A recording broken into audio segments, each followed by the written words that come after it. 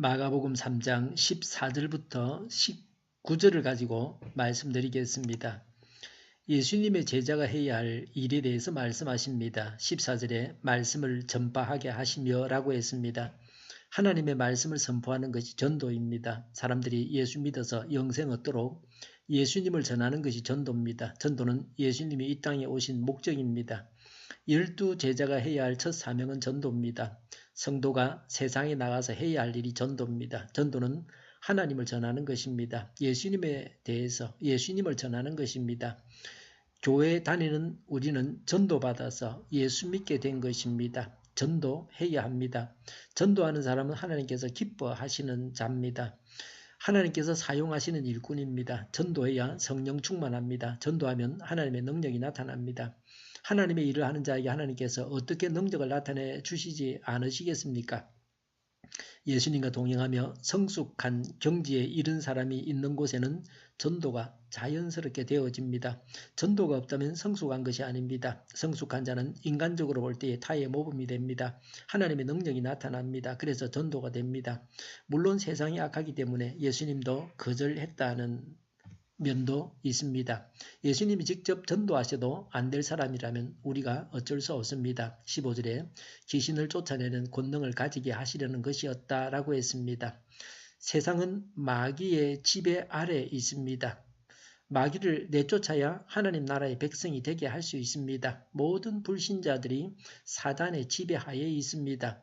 특별하게 귀신 들린 자가 아니라고 해도 예수님을 믿지 않는 모든 사람들은 이 세상에서 일하는 사단의 권세 안에 있습니다.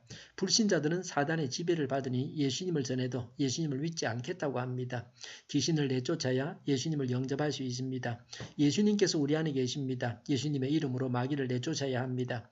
예수님을 믿을 때에 사단은 떠나갑니다. 사단의 나라는 작아지고 하나님의 나라는 커집니다.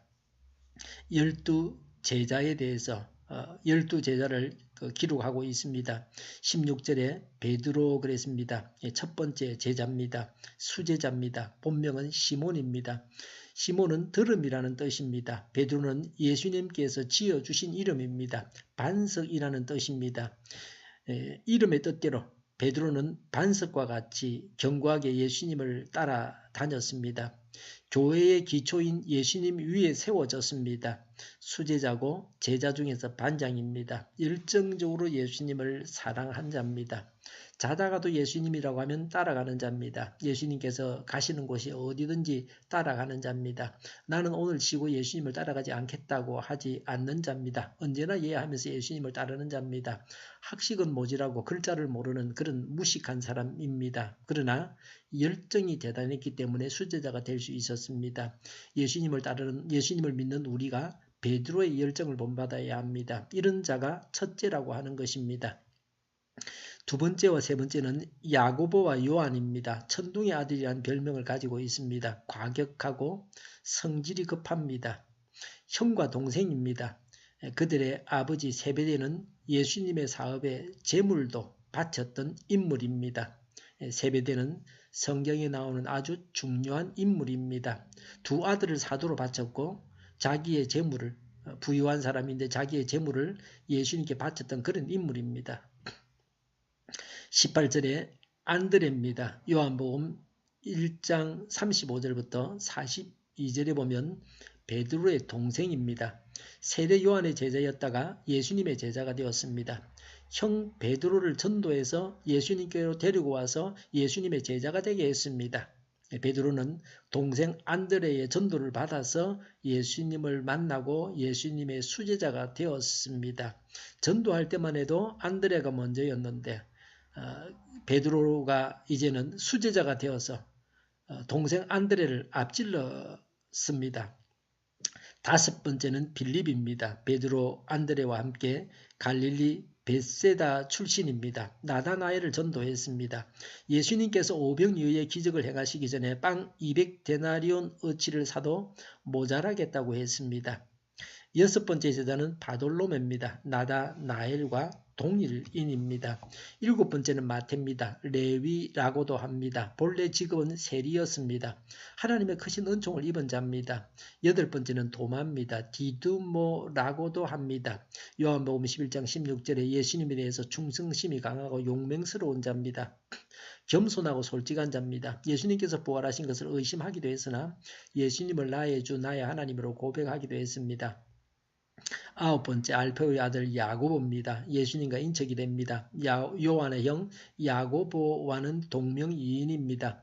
열 번째는 다데오입니다. 누가복음 6장 16절에서는 야고보의 아들 유다라고 했습니다.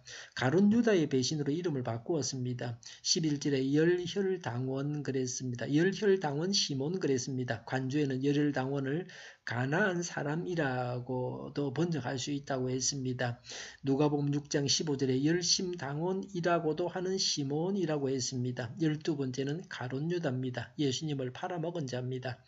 예수님의 신실한 제자가 되어서 전도하고 하나님의 능력을 행하여서 제자를 삼아야 합니다.